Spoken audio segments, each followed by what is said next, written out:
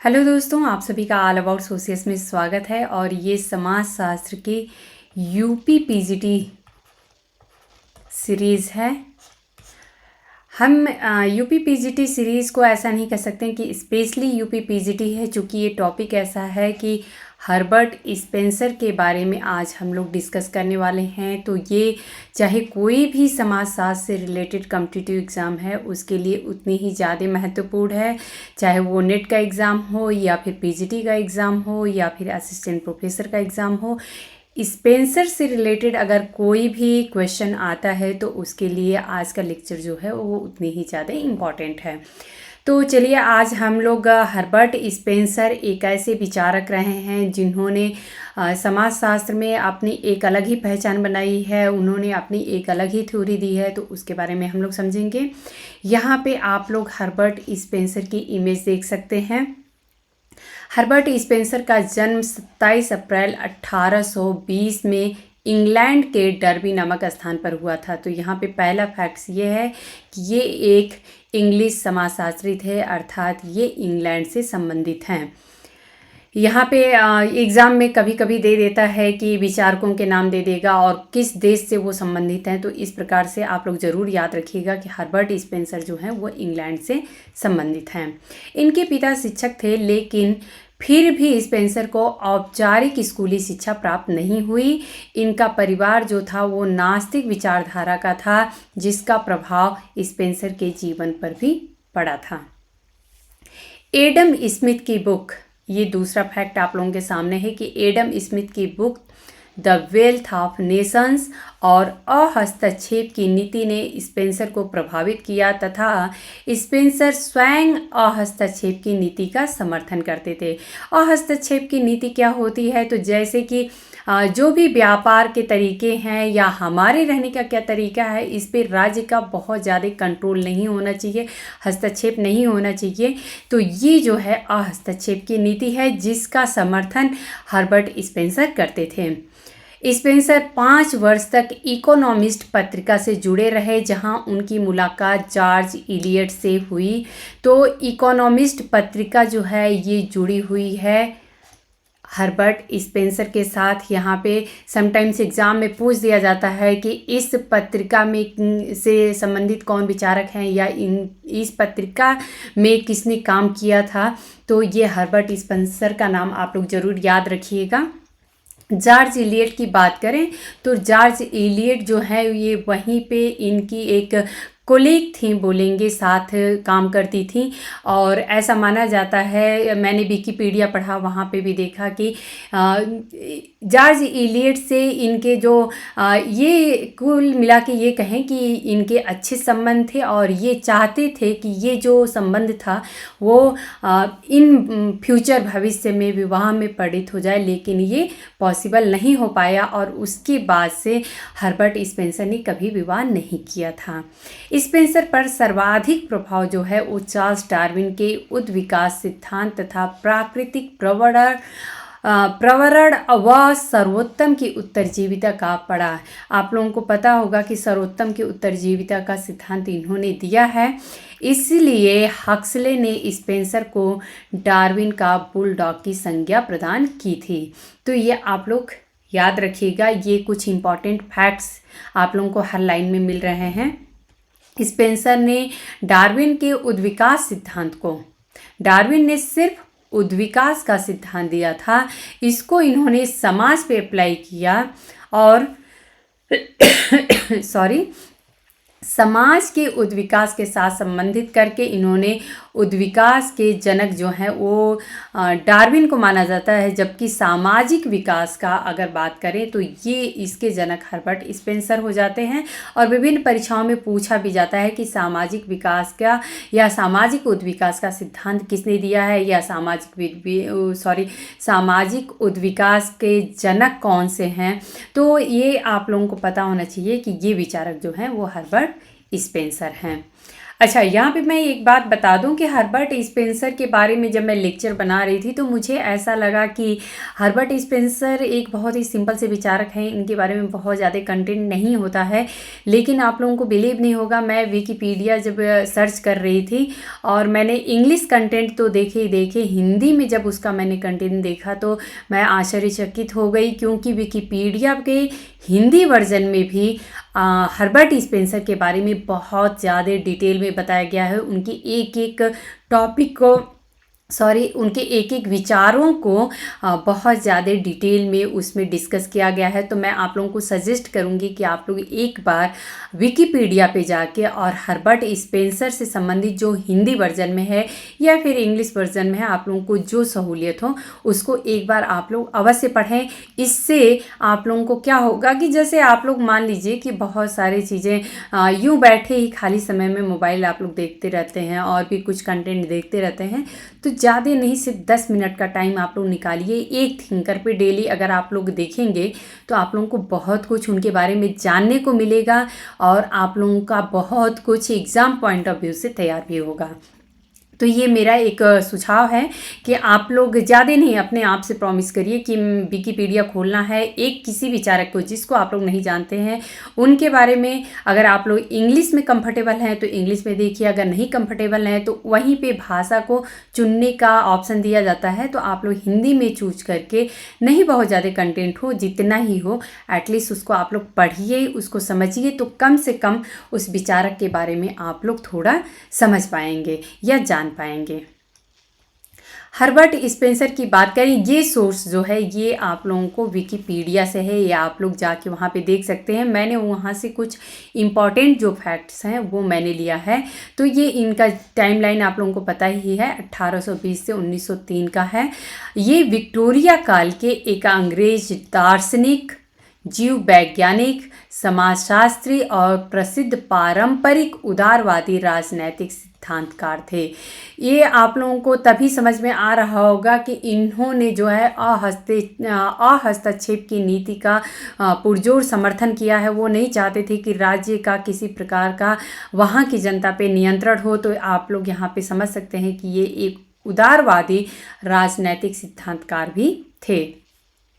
Spencer ने भौतिक विश्व, जैविक सजीवों, मानव मन तथा मानवीय संस्कृति व समाजों की क्रमिक विकास के रूप में उत्पत्ति की एक सर्वसमावेशक अवधारणा विकसित की है। तो इन्होंने क्या क्या टॉपिक पे काम किया है ये भी आप लोग यहाँ देख सकते हैं। एक बहुश्रुत व्यक्ति के रूप में उन्होंने विषयों की एक व्यापक श्रेणी में अपना योगदान दिया है, जिसमें नीतिशास्त्र, धर्म, मानविकी, अर्थशास्त्र, राजनैतिक सिद्धांत, दर्शन शास्त्र, जीव विज्ञान, समाजशास्त्र व मनोविज्ञान शामिल है। तो आप लोग समझ सकते हैं कि इनके विचार जो हैं वो कितने ज़्यादा विस्तृत थे। इन्होंने नीति शास्त्र हो गया, धर्म हो गया, मानविकी हो गया, अर्थशास्त्र है, राजनैतिक सिद्धांत है, दर्शन शास्त्र है, जीव विज्ञान है, समाज शास्त्र, मनोविज्ञान, इस सभी विषयों में इनका कंट्रीब्यूशन देखने को मिलता है। अपने जीवन काल के दौरान उन्होंने अत्यधिक प्रभुत्व प्राप्त किया, विशेषतः अंग्रेजी भाषी शैक्षणिक समुदाय के बीच में। सन 1902 में उन्हें साहित्य में नोबेल पुरस्कार के लिए नामित किया गया था। तो ये आप लोग जरूर याद रखिएगा।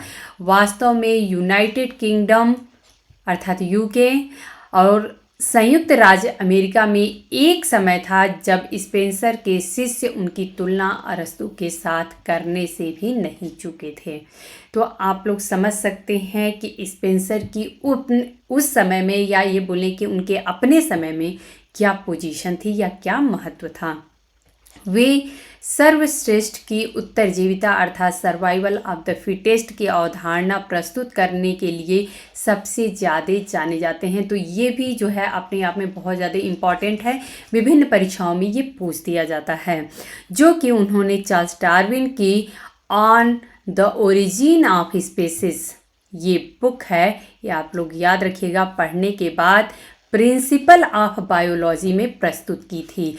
तो जो सर्वाइवल ऑफ द फिटेस्ट अर्थात सर्वश्रेष्ठ की उत्तरजीविता का जो कॉन्सेप्ट इन्होंने दिया है या सिद्धांत दिया है, ये अवधारणा इन्होंने अपनी पुस्तक प्रिंसिपल ऑफ बायोलॉजी जो कि 1964 में प्रकाशित हुई थी, इसमें इन्होंने प्रस्तुत किया है। यह शब्दावली दृढ़तापूर्वक प्राकृतिक चयन का सुझाव देती है कि प्रकृति जो होती है उसी का चयन करती है जो उसके अनुसार सबसे ज़्यादा फिट होता है या सुटेबल होता है। लेकिन फिर भी जब स्पेंसर ने उत्पत्ति का विस्तार समाजशास्त्र और नीति शास्त्र के क्षेत्रों में किया तो उन्होंने लेमार्कवाद का प्रयोग भी किया है। यहाँ पे एक नया वर्ड आप लोगों को मिल रहा है, लेमार्कवाद। लेमार्कवाद क्या है? तो लेमार्कवाद जो है वो इस बात का समर्थन करता है कि प्रकृति में जैसे जैसे समय के अनुसार परिवर्तन होता है उसी प्रकार से सारी चीज़ें जो हैं वो परिवर्तित होती रहती हैं। तो इसी कारण से इन्होंने जो सर्वाइवल ऑफ द फिटेस्ट का कॉन्सेप्ट है उसमें स्पेंसर ने जब समाजशास्त्र और नीति शास्त्र के क्षेत्रों में अपना काम किया था तो इन्होंने इसका भी प्रयोग किया था कि समय के साथ चीज़ें बदलती भी रहती हैं। एक किशोर और युवा पुरुष दोनों के रूप में स्पेंसर ने किसी भी बौद्धिक या व्यावसायिक क्षेत्र में स्थिर होने में कठिनाई महसूस की थी। सन 1830 के दशक के दौरान रेल परिवहन के क्षेत्र में आए उछाल के दौरान उन्होंने एक सिविल इंजीनियर के रूप में कार्य किया और साथ ही वह अपना अधिकांश समय प्रांतीय पत्रिकाओं के लिखने में भी लगाया, जो कि अपने धर्म में गैर अनुसारक व अपनी राजनीति में प्रजातंत्रवादी थे। सन 1848 से 1853 तक उन्होंने मुक्त व्यापार पत्रिका द इकोनॉमिस्ट के सहायक संपादक के रूप में कार्य किया था। तो यहाँ पे आप लोगों को फिर से एक बार विकिपीडिया के सोर्स में भी मिला है, जिस दौरान उन्होंने अपनी पहली पुस्तक सोशल स्टैटिक्स जो कि 1851 में प्रकाशित की गई थी, जिसमें यह पूर्वानुमान इन्होंने व्यक्त किया गया था इनके द्वारा। तो आप लोग ये देख सकते हैं कि यहाँ पे एक और फैक्ट विकिपीडिया से आप लोगों को मिला है कि इनकी सबसे पहली पुस्तक कौन थी, तो ये थी सोशल स्टैटिक्स जो कि 1851 में प्रकाशित हुई थी। इन्होंने क्या पूर्वानुमान व्यक्त किया था कि अंततः मानव को समाज जीवन की आवश्यकताओं के अनुसार पूरी तरह अपना लिया जाएगा और इसके परिणाम स्वरूप राज्य की अवधारणा जो है वो नष्ट हो जाएगी। तो इस प्रकार से इन्होंने जो है वो मानवता को सबसे ज़्यादा समर्थन किया था और इन्होंने ऐसा माना था कि जो राज्य का कॉन्सेप्ट है ये आने वाले भविष्य में ख़त्म हो जाएगा। इसके प्रकाशक जॉन चैपमैन ने उन्हें अपनी संगोष्ठी से मिलवाया, जिसमें आप लोग यहाँ पे ये देख सकते हैं, समझ सकते हैं कि कैसे कैसे विचारक थे। जॉन स्टुअर्ट मिल, उन्हीं के लगभग हम उम्र बोलेंगे या बोलेंगे कि समकक्ष बोलेंगे। जॉन स्टुअर्ट मिल रहे हैं, जे.एस. मिल, वहीं पे ऑगस्ट काम्टे भी रहे हैं, Harriet Martineau, John Henry Lewes और मैरी एन इवांस, जिन्हें जॉर्ज इलियट भी कहा जाता है। और ऐसा माना जाता है कि जिनके साथ इनका संक्षिप्त रोमानी जुड़ाव रहा और सहित इन सारे विचारकों के सहित राजधानी के अनेक प्रमुख प्रजातंत्रवादी व प्रगतिशील विचारक शामिल हुआ करते थे। तो यहाँ पे मैंने आप लोगों को पहले ही बता चुका है जॉर्ज इलियट के बारे में। स्वयं स्पेंसर ने जीव विज्ञानी थॉमस हेनरी हक्सले का परिचय करवाया था, जो कि बाद में डार्विन्स बुलडॉग के रूप में प्रसिद्ध हुए और जो आजीवन उनके मित्र बने रहे। हालांकि इवांस और लेविस की मित्रता के कारण उनका परिचय जे.एस. मिल के अ सिस्टम ऑफ लॉजिक से तथा ऑगस्ट काम्टे के प्रत्यक्षवाद से हुआ था। तो यहाँ पे आप लोग जे.एस. मिल की एक और बुक देख सकते हैं, अ सिस्टम ऑफ लॉजिक। तो अगर एग्जाम में पूछ दिया जाए कि अ सिस्टम ऑफ लॉजिक किसकी बुक है, तो ये जे.एस. मिल की है। और आप सभी को पता है कि ऑगस्ट काम्टे ने प्रत्यक्षवाद का कॉन्सेप्ट दिया है। इसी ने उन्हें एक जीवन कार्य के पथ पर आगे बढ़ाया। वे काम्टे से पूरी तरह असहमत थे। तो यहाँ पे आप लोगों को ये फैक्ट देखने को मिल रहा है कि ये काम्टे के विचारों से पूरी तरह से असहमत थे। स्पेंसर के राजनैतिक विचार the man versus the state में व्यक्त किए गए थे, जो कि उनकी सर्वश्रेष्ठ रचना बन चुकी है। तो अगर राजनीतिक विचारों की बात करें कि स्पेंसर ने अपने राजनीतिक विचार किस बुक में प्रस्तुत किए हैं, तो ये बुक है the man versus the state. Spencer के विकासवादी दृष्टिकोण की स्पष्ट अभिव्यक्ति पहली बार उनके निबंध progress, it's law and cause, ये एक एक फैक्ट्स है, आप लोग याद रखिएगा, ये इन्हीं का निबंध है, progress, it's law and cause में हुई थी। यहाँ पे आप लोग इस बात को ध्यान रखिए कि स्पेंसर के विकासवादी दृष्टिकोण की स्पष्ट अभिव्यक्ति, जो इन्होंने अपनी विकासवादी अवधारणा प्रस्तुत की है, उसकी पहली जो अभिव्यक्ति है वो देखा जाए तो इनका जो निबंध रहा progress, it's law and cause, उसमें हुई है, जो कि सन 1857 में चैपमैन के वेस्टमिंस्टर रिव्यू में प्रकाशित हुआ था, जो बाद में first principle of a new system of philosophy 1862 में ये प्रकाशित हुई थी, इसका आधार बना था। तो ये बुक जो है लिखी गई है हर्बर्ट स्पेंसर के द्वारा। इसके लिए ये देखा जाए तो जो ये इनका निबंध था progress, it's law and cause, यही जो है आधार बना था इस बुक का।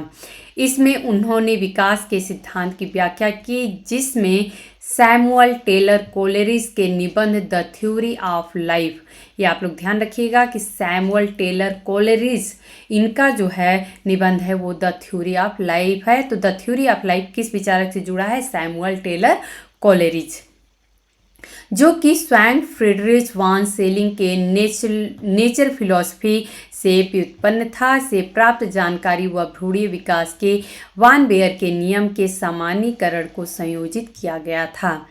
स्पेंसर ने यह विचार व्यक्त किया कि ब्रह्मांड की सभी संरचनाएं, स्पेंसर की बात कर रहे हैं कि स्पेंसर ने इन सारी चीज़ों को जब देख रहे हैं, समझ रहे हैं, तो ये अपना विचार व्यक्त करते हैं कि ब्रह्मांड की सभी रचनाएं जो हैं वो एक सरल, समान, समरूपता से एक जटिल, भिन्न और विविधता में विकसित होते हैं, और विभिन्न भागों की बड़े एकीकरण की प्रक्रिया भी इसके साथ ही चलती रहती है और जुड़ती रहती है। स्पेंसर का मानना था कि यह विकासवादी प्रक्रिया पूरे ब्रह्मांड में कार्य करती हुई देखी जा सकती है। यह एक सार्वभौमिक नियम था, जो कि तारों और आकाशगंगाओं पर भी उतना ही लागू होता था जितना कि जैविक प्राणियों पर, और मानवीय सामाजिक व्यवस्था पर भी उतना ही लागू होता था जितना कि मानव मन पर। यह केवल अपनी व्यापक सामान्यता के द्वारा ही वैज्ञानिक नियमों से भिन्न था, और इस सिद्धांत के उदाहरण के रूप में विशेष विज्ञान के नियम प्रदर्शित किए जा सकते थे। तो हर्बर्ट स्पेंसर ऐसा देख रहे थे कि पूरे ब्रह्मांड में अगर हम देखें तो कोई भी, अगर चाहे वो वस्तु है, चाहे कोई भी चीज़ है, तत्व देखें हम, तो वो जो है एक सरल, पहले एक सरल पार्ट में हमें दिखेगा एक समान सारे होते हैं और समरूपता होती है, उनमें काफ़ी एक जैसी होती है, लेकिन जब वो जुड़ते जाते हैं तो वो अपना फॉर्म चेंज करते जाते हैं। तो इस प्रकार से वो एक जटिल और अलग अलग फॉर्म में चूंकि जुड़ते हैं तो वो एक भिन्न भिन्न संरचना बनाते हैं। जैसे कि अगर हम मानव शरीर की बात करें तो देखें तो पूरा जो मानव शरीर है वो सेल से ही बना है, लेकिन ये देखें कि विभिन्न मानव शरीर के विभिन्न अंग जो हैं वो अलग अलग तरीके से विकसित होते हैं। तो यही बात स्पेंसर कहते हैं कि जो ब्रह्मांड की सभी संरचनाएं हैं वो एक सरल, समान और समरूपता से एक जटिल, भिन्न और विविधता में विकसित होती है। अब अगर बात करें कि समाज शास्त्र में इस हर्बर्ट स्पेंसर ने क्या कंट्रीब्यूशन दिया है, तो स्पेंसर ने बहुत उत्साह के साथ ऑगस्ट काम्टे के मूल प्रत्यक्षवादी समाजशास्त्र का अध्ययन किया। विज्ञान के एक दार्शनिक काम्टे ने सामाजिक, सांस्कृतिक, क्रमिक विकास का एक सिद्धांत प्रतिपादित किया था, जिसके अनुसार समाज का विकास 3 चरणों में एक सामान्य नियम के द्वारा होता है। ये आप सभी को पता है कि वो 3 चरण कौन से हैं। पहला धर्मशास्त्री आता है, दूसरा तत्वमीमांसी आता है, और तीसरा प्रत्यक्षवाद या विज्ञान का युग आता है।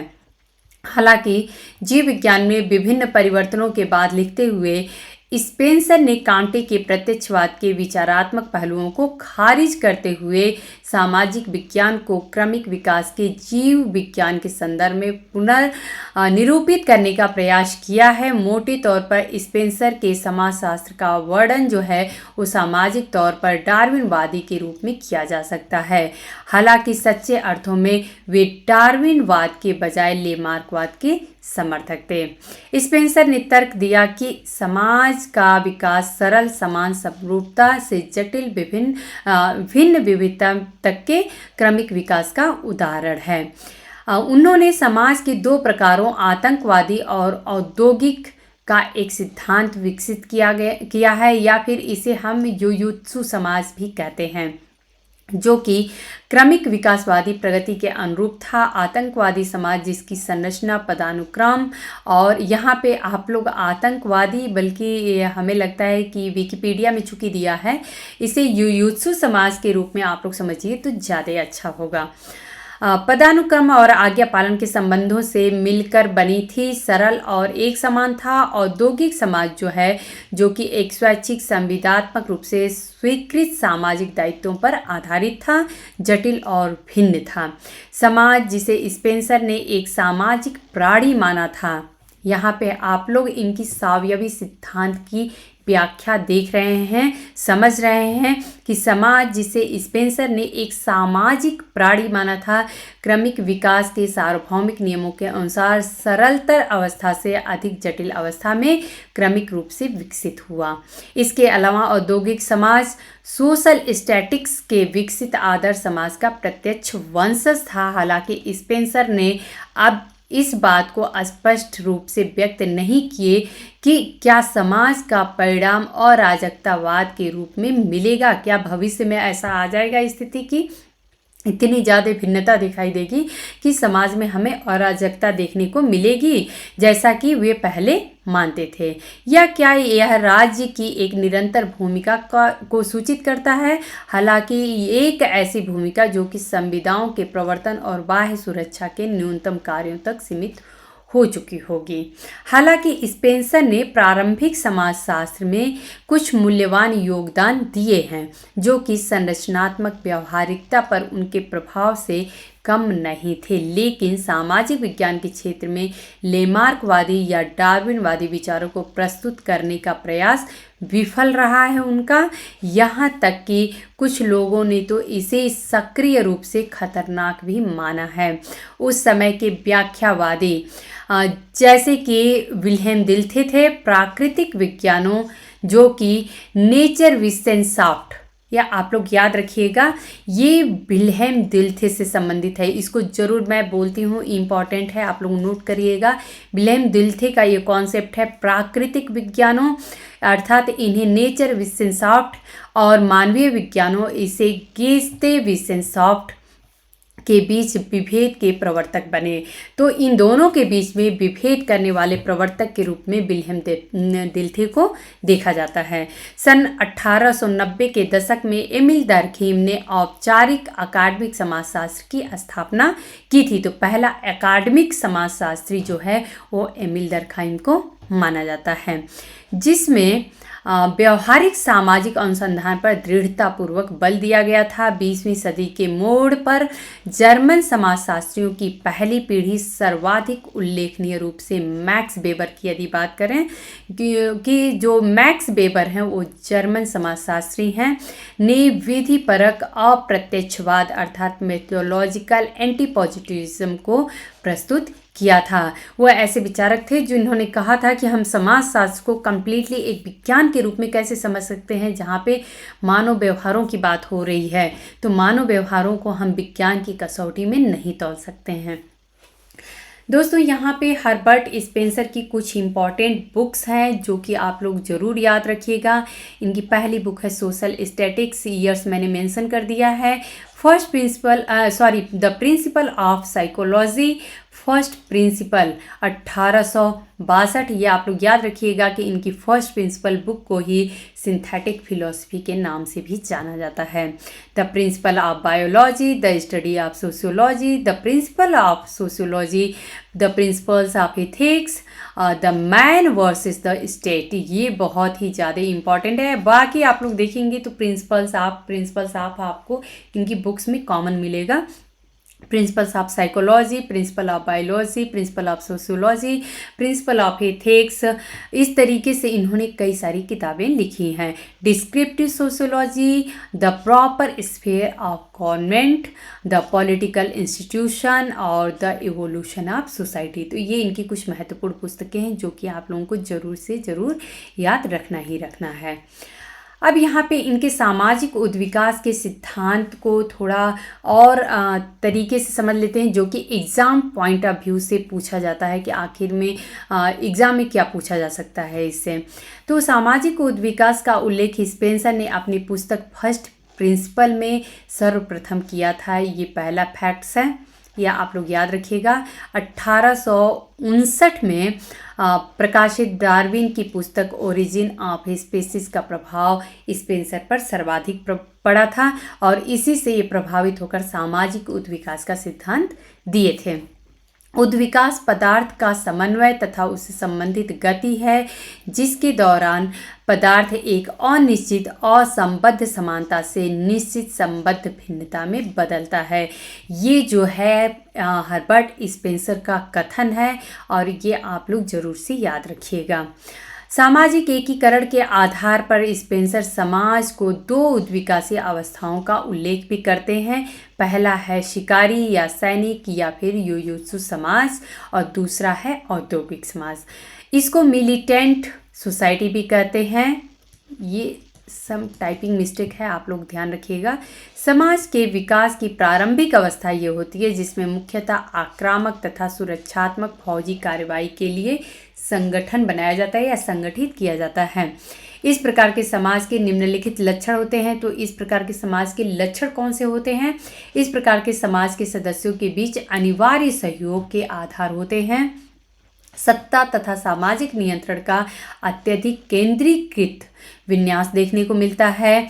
इनमें जो है मिथकों तथा विश्वासों का बाहुल्य जो है उस समाज के श्रेणी क्रम स्वरूप को दृढ़ता प्रदान करता है। कठोर अनुशासन वाला कठिन जीवन तथा सार्वजनिक और निजी जीवन के बीच घनिष्ठ एकरूपता पाई जाती है। तो ये जो समाज होता है इसमें हमारी पर्सनल लाइफ जैसी कोई पर्सनल लाइफ नहीं होती है, बल्कि जो हम जो सार्वजनिक या ये बोलें सामूहिक जीवन जीते हैं वही हमारी पर्सनल जीवन भी होता है। अब हम लोग इनके औद्योगिक समाज की देख लेते हैं कि क्या विशेषता है। इसे इंडस्ट्रियल सोसाइटी कहते हैं। इस समाज में सैन्य कार्यकलाप तथा संगठन समाज के लिए वाह्य होते हैं, ये समाज से बाहर माने जाते हैं। समाज जो है वो मानव उत्पादन तथा कल्याण पर ध्यान केंद्रित करता है। इस प्रकार के समाज के निम्नलिखित लक्षण हैं। इन समाजों में वैश्विक स्वैच्छिक सहयोग की प्रधानता होती है, अर्थात ये हमारी खुद की इच्छा है तो हम सहयोग करेंगे, अदरवाइज उसकी ज़रूरत नहीं है। लोगों के वैयक्तिक अधिकार को दृढ़ता से माना जाता है। तो लोगों के अपने खुद के जो अधिकार हैं उस पर जो है ज़्यादा जोर दिया जाता है, उसको ज़्यादा महत्व दिया जाता है। सरकार के राजनीतिक नियंत्रण से आर्थिक क्षेत्र को पृथक रखा जाता है, अर्थात यही हमारी अहस्तक्षेप की नीति है कि जो भी आर्थिक क्षेत्र है उस पे जो राज्य है उसका कंट्रोल नहीं होना चाहिए। मुक्त समितियां एवं संस्थाओं का विकास होता है। समाज के कार्यों का स्पष्ट बंटवारा होता है। निजी और सार्वजनिक जीवन जो होते हैं वो अलग अलग होते हैं तथा लिखित कानून का महत्व अधिक माना जाता है, जो कि आज की सोसाइटी में है। स्पेंसर की बात करें अगर, तो व्यक्तित्व के विकास के लिए इन्होंने माना है कि औद्योगिक समाज जो है ये सर्वोत्तम होता है। स्पेंसर के द्वारा समाज के उद्विकास के एक अन्य स्वरूप का उल्लेख किया गया है, जिसके अनुसार सामाजिक विकास की प्रक्रिया में समाज अपने संगठन का श्रेणी के आधार पर सरल से सम्मिश्र समाज के विभिन्न स्तरों की ओर क्रियाशील होता है।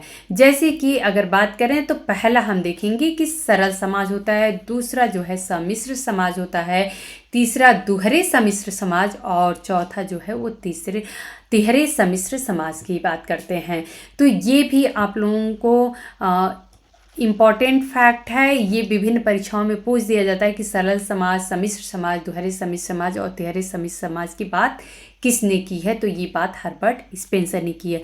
इसी जैसे कुछ मिलते जुलते आप लोगों को समाज के बारे में एमिल डर्कहाइम का भी देखने को मिलेगा, तो मैं अभी यहाँ नहीं बताऊँगी, जब एमिल डर्कहाइम का लेक्चर आएगा तो उसमें हम लोग इसको डिस्कस करेंगे।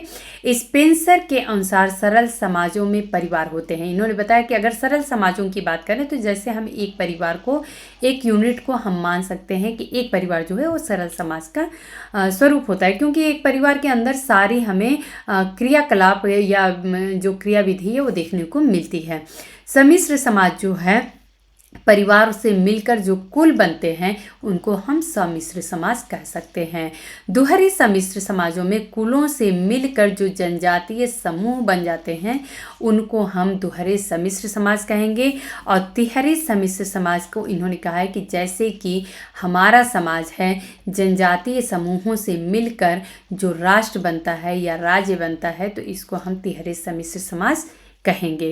तो एक एग्जाम्पल के द्वारा भी आप लोग समझ सकते हैं कि इन्होंने सरल समाज, सम्मिश्र समाज, दुहरे सम्मिश्र समाज और तिहरे सम्मिश्र समाज की बात आखिर में किस रूप में की है। स्पेंसर द्वारा समाज के उच्च विकास की 3 अवस्थाओं का उल्लेख भी किया गया है। तो इन्होंने कहा है कि आदिम समाज था, जंगली समाज था और फिर औद्योगिक समाज था। तो 3 समाजों की भी बात इन्होंने विकास के, आगे के विकास किस प्रकार से होते जाता है उसके संदर्भ में इन्होंने की है। स्पेंसर सभ्यता के विकास की 4 अवस्थाओं की भी बात करते हैं। इन्होंने बताया है कि पहला जो है वो शिकारी एवं कंदमूल फल की अवस्था पाई जाती है, जिसमें लोग शिकार करते हैं, फल वगैरह इकट्ठा करके अपना जीवन निर्वाह करते हैं। वहीं पे दूसरी अवस्था इन्होंने बताई है खाना बदोश एवं पशु चारण अवस्था। तीसरी इन्होंने कृषक अवस्था बताई है और चौथी जो आज की अवस्था है औद्योगिक अवस्था इन्होंने बताई है। अब यहाँ पे आप लोग एक सिद्धांत और इनसे जुड़ी हुई है सावयवी सिद्धांत, जिसके बारे में ऑलरेडी हम लोग डिस्कस कर चुके हैं कि जो समाज होता है उसको, पूरे समाज को स्पेंसर ने एक सामाजिक प्राणी के रूप में देखा है। और इन्होंने कहा है कि जिस प्रकार से एक जो सामाजिक प्राणी होता है, मनुष्य होता है, वो उसके जो विभिन्न अंग हैं किस प्रकार से मिल के सहयोग देते हुए और पूरे शरीर को चलाते हैं, उसी प्रकार से जो समाज होता है इसके जो विभिन्न अंग होते हैं, विभिन्न संस्थाएं हैं, वो एक दूसरे को सहयोग करते हुए समाज को स्वस्थ रूप से आगे को बढ़ाती रहती हैं या आगे को अग्रसर करती रहती हैं। तो इन्होंने कहा है कि समाज एक सावयव के समान है। सामाजिक नियंत्रण के साधन की बात यदि करें तो स्पेंसर के अनुसार सामाजिक नियंत्रण के 4 साधन हैं। इन्होंने 4 साधनों की बात की है। पहला है सरकार, धर्म, सामाजिक प्रथाएं और नैतिकता। तो ये आप लोग याद रखिएगा, पहला तो सरकार ही हो गया, दूसरा धर्म है, तीसरा सामाजिक जो प्रथाएं होती हैं, रीति रिवाज होते हैं, और चौथा जो है वो नैतिकता है। इन नियंत्रणों को मुख्यतः 2 भागों में इन्होंने विभाजित किया है, एक बाह्य नियंत्रण और दूसरा आंतरिक नियंत्रण। तो बाह्य नियंत्रण में जो है वो सरकार आता है, प्रथा आता है और धर्म आता है। लेकिन जो आंतरिक नियंत्रण की बात करें तो इसमें नैतिकता आती है, क्योंकि जो नैतिकता है, जो मोरालिटी की बात करें तो ये इंसान के अंदर खुद जागृत होता है। इसे कोई दूसरा जो है वो ऊपर से बाह्य रूप से उस पर आरोपित नहीं कर सकता है। स्पेंसर के शब्दों में यदि देखा जाए, ये इनका कथन है, तो ध्यान आप लोगों को रहना चाहिए कि वह समाज सर्वोत्तम है जो अपने सदस्यों पर कम से कम नियंत्रण लगाता हो। तो ये आप लोग कथन जरूर याद रखिएगा, क्योंकि ऐसा पूछा जा सकता है कि वह समाज सर्वोत्तम है जो अपने सदस्यों पर कम से कम नियंत्रण लगाता है। ये इस विचार का समर्थन कौन विचारक कर रहे थे, या ये कथन जो है वो किस विचारक से संबंधित है। इस प्रकार सामाजिक डार्विनवाद, सामाजिक उद्विकास के प्रणेता हर्बर्ट स्पेंसर समाजशास्त्र को समृद्धता प्रदान करते हुए 8 दिसंबर 1903 को स्वर्ग सिधार गए थे। अब यहाँ पे हम लोग कुछ इनकी इम्पॉर्टेंट बुक्स है और उसको एक इमेज जो इसका फ्रंट पेज कवर है उसको हम लोग देख लेंगे। हालांकि आप लोगों को मैंने जो पिछला जो अभी लेक्चर हम लोग बुक्स को देख रहे थे लेक्चर में, तो उसमें लगभग 8-10 बुक्स के बारे में मैंने बताया है। वो बुक्स भी इधर में हम लोग कवर पेज के रूप में देख लेंगे तो हम लोग को याद रहेगा। कुछ इनकी और भी कृतियाँ हैं जो कि यहाँ पे है, तो आप लोगों के एक्स्ट्रा नॉलेज के लिए यदि आप लोग चाहिए तो इसे याद रख सकते हैं। तो द डाटा ऑफ एथिक्स ये इनकी एक बुक रही है। Social statics or the conditions essentials करके ये है बुक इनकी। Aphorism from the writing of Herbert Spencer, तो ये करके एक बुक है। द प्रिंसिपल्स ऑफ बायोलॉजी, तो ये आप लोग देख सकते हैं। The principles of ethics, the man versus the state, very very important book, ये आप लोग ज़रूर याद रखिएगा। फर्स्ट प्रिंसिपल, हर्बर्ट स्पेंसर की first principle book. On social evolution, social evolution की बात करते हैं तो हर्बर्ट स्पेंसर की बुक है। एक इनकी बहुत ही महत्वपूर्ण बुक है जस्टिस, ये आप लोग याद रखिएगा। What knowledge is of most worth, ये भी इनकी एक बहुत ही महत्वपूर्ण बुक है, तो ये आप लोग याद रखिएगा। यहाँ पे अब हम लोग देख लेते हैं इनकी सोशल स्टैटिक्स करके बुक है। एन ऑटोबायोग्राफी, ये भी हर्बर्ट स्पेंसर की है। और system of synthetic, the principle of sociology, यहाँ पे आप लोग देख सकते हैं 3 वॉल्यूम में है ये बुक, तो यहाँ पे आप लोगों को इससे भी एक फैक्ट मिल गया। सिंथेटिक फिलॉसफी वर्क करके है इनका, ये लगभग 10 वॉल्यूम में लिखा हुआ है। मुझे तो 10 वॉल्यूम तक की ही दिखा है, अगर आप लोगों को फिर भी कुछ एक्स्ट्रा भी दिखता है तो आप लोग बताइएगा। लेकिन वर्क्स करके हर्बर्ट स्पेंसर की बुक है। अ प्ली फॉर लिबर्टी, ये बुक भी हर्बर्ट स्पेंसर के द्वारा लिखी गई है। Structure, function and evolution, Spencer की political writings, the study of sociology, तो ये बुक भी है हर्बर्ट स्पेंसर के द्वारा। स्टेट एजुकेशन, सेल्फ डिफीटिंग, तो ये बुक जो है ये भी स्पेंसर के द्वारा लिखी गई है। The principle of sociology, the induction of ethics, ये एक बुक है। द वर्क्स का ये वॉल्यूम 2 है। प्रिंसिपल ऑफ सोशियोलॉजी ऑलरेडी आप लोगों को पता है, ये बुक भी पता है। The right to ignore state, ये आप लोगों को हर्बर्ट स्पेंसर की एक इम्पॉर्टेंट बुक देखने को मिल रही है, तो ये आप लोग ज़रूर याद रखिएगा। पॉलिटिकल इंस्टीट्यूशन, हर्बर्ट स्पेंसर के द्वारा लिखा गया है। The principle of psychology, ceremonial institution, तो ये बुक भी जो है वो हर्बर्ट स्पेंसर के द्वारा लिखी गई है। एक बुक यहाँ पे आप लोगों को और देखने को मिल रही है, education intellectual moral and physical, ये हर्बर्ट स्पेंसर के द्वारा लिखा हुआ बुक है। और ये बुक का ऑलरेडी हम लोग डिस्कस कर चुके हैं, first principle of a new system of philosophy, तो ये भी आप लोग ज़रूर नोट डाउन कर लीजिएगा। ऑलरेडी हम लोग जब बुक को डिस्कस कर रहे थे तो उसमें मैंने इस बुक को लिखा हुआ है। द फिलोसफी ऑफ स्टाइल, तो ये बुक भी अपने आप में बहुत ज़्यादा इंपॉर्टेंट है, आप लोग ज़रूर याद रखिएगा कि इन्होंने स्टाइल के नाम से भी बुक लिखा है, the philosophy of style. Illustration of universal progress, ये भी बुक अपने आप में इम्पॉर्टेंट है, ज़रूर याद रखिएगा आप लोग। और हर्बर्ट स्पेंसर की इंटेलेक्चुअल एजुकेशन, ये भी बुक आप लोगों को बहुत ज़्यादा इम्पॉर्टेंट है, याद रखना है। तो दोस्तों, ये हर्बर्ट स्पेंसर से संबंधित आज कुछ फैक्ट्स थे, इनके बुक्स थे, और जहाँ तक हर्बर्ट स्पेंसर को मैं कवर कर सकती थी अपना 100% मैंने कवर किया है। और मुझे नहीं लगता है कि इसके बाहर एग्ज़ाम में और भी कुछ कहीं हर्बर्ट स्पेंसर से पूछा जा सकता है। अगर फिर भी अगर आप लोगों के मन में कोई क्वेरीज हो तो आप लोग हमसे कमेंट करके पूछ सकते हैं। और यदि आप लोगों को मेरा पढ़ाने का तरीका पसंद आता है, मेरे लेक्चर्स पसंद आते हैं, तो आप लोग लाइक किया करिए, कमेंट करके हमें बताया करिए, अपने दोस्तों में शेयर किया करिए। धन्यवाद।